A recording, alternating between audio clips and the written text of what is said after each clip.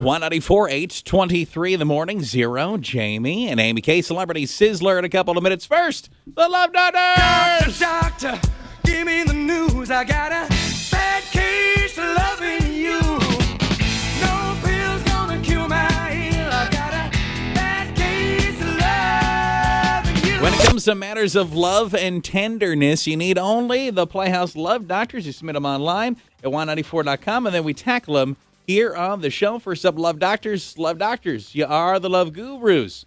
Hey, guys, I am freaking out, and I don't know what to do. My wedding is in less than 2 months, and everything is planned, purchased, and ready to go. My fiance and I are constantly fighting, though. It has been that way since we got engaged. At first, we thought it was just typical pre-wedding fighting and arguments. Well, it's been a year now into our engagement. We realize it might just not work. He's even moved out of our apartment. Nobody knows yet. The problem is all our stuff for our wedding is non-refundable, especially my $8,000 dress. We've been thinking about just going through with it so we don't disappoint anybody and seeing if things figure themselves out once we've said the I-do's. Would you recommend that, or do we just call it all off?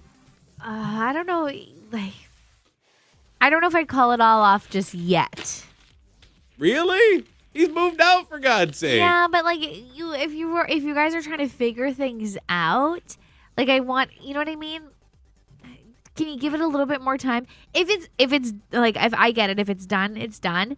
But that is a new thing. My friend and her boyfriend, they just broke up. Well, they took a break, but she moved out of his place, so they're living separately to see if they want to live together again. You know what I mean? Because it could be a way to figure it out. If there's a chance you're working on figuring it out, but if he's moved out and you're just like, well, I guess we could see if this works, but we're married. I don't know. It's different. But maybe the space would help. And I think you both have to remind yourself, why did you want to get married in the first place? Obviously, you really loved each other. I think they should try to make it work. But what is more, how expensive is a divorce? I don't know. I mean, it would be cheaper to just not get married. That's what I'm Yeah. wondering. Because if everything's non-refundable, if all that adds up, is that cheaper? I don't know which one to do. Well, and then in a situation like that, okay, so say that you guys decide to go ahead with everything. When you have kids, will they just spend time at each other's places? Are they going to have kids? I don't know. I don't think I'd marry somebody if they didn't even live they moved out because we've been fighting so bad for the past year. But to each their own, I guess. You get presents. Love Doctors, Love Doctors, you're the love gurus. I've been dating my current girlfriend for about 6 months, and while things are going great, I'm worried things are about to go downhill. Why? Yesterday she surprised me.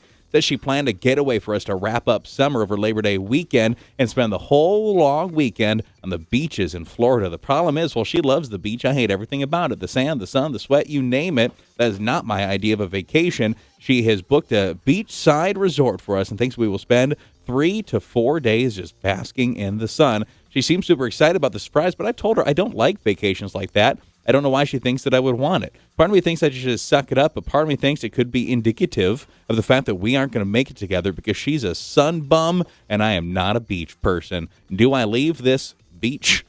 That is funny. I credit you with humor. I like that. No, I wouldn't call it off. I think that you can maybe compromise a little bit. I like what she's trying to do there. But even if you are somebody who enjoys that or doesn't enjoy it and she likes the beach, you can still have a healthy long-term relationship if you guys don't both like the same things.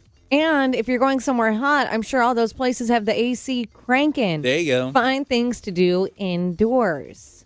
Well, and so the fact that she really likes hanging out on the beach and you don't, I mean, really, unless you're on a vacation, is not going to affect you that much in your relationship. Mm-mm. I mean, unless you're constantly driving a DL or something, but there's not a lot of beach options here. Yeah. Yeah. I think you could hang in there. It's one vacation to make her happy, and then next year, whatever you want to do, a trip to Alaska or whatever it is to keep you cool. I like this idea better than marrying the person just for the toaster. Someone did text in about that divorce is very expensive, that they actually made that mistake. Yeah, I found that one. And finally today, Love Doctors, you are the love gurus. My younger sister, this is a familiar notion, but I guess it has its own spin on it. My younger sister's always been unlucky in love, and she finally found a guy that makes her happy. She and Doug, I should have put the name in there, have been dating for a year, but due to the pandemic, I just met him for the first time last week. To my surprise, I recognized him as someone that I had a one-night stand with about 2 years ago, although I don't think he recognized me, since I have since changed my hair color and actually lost a whole bunch of weight since then. So I look like, I think, a completely different person. Here's the issue. My sister and I were always very competitive growing up, but we're in a good place now. I'm worried if I tell her that I have totally hooked up with this guy, she will hate me and possibly ruin a good relationship when I know she hasn't had many, and it's hard for her to find guys that want to date her. Do I tell her this and risk our relationship, or do I owe it to everybody to come clean about it and just hope that he never remembers me? It's your sister. You have to be honest with her. Even if you have been competitive your whole life, that would cause more issues if you never said anything. If it was my sister, you just have to be honest. I don't know. I think normally I would agree with you, Amy, on this because it's the best to be honest. But if he did not have any idea who you were, and if you truly think it'll hurt your sister's chance of a relationship with this guy or potentially your relationship, I would keep it from her because you would just be harming people. If he recognized you, it would be one thing. Mm-hmm. But if he really has no idea it's you, I just leave it. Boy, you ever change your hair back and he takes a good look at you sometime, he's going to be like, wait a second. That's what I think. What if years later it clicks? Oh my gosh, I know your sister. I don't know. Yeah. I could go either way on it. Maybe you see a little bit longer where the relationship keeps going, maybe. How long are they dating though? Didn't she say like a year already? Oh, I don't know. It's a long time. Here's what you do. You wait till they're about to get married, and then you tell them. Yeah, good plan? Good plan? Wedding day. Do it. Actually, why don't you do it as she's walking down the aisle? Does anybody have an objection? Well, just so you know, I should probably tell you, I hooked up with him a couple of years ago when I had different hair. Doctor, doctor, give me the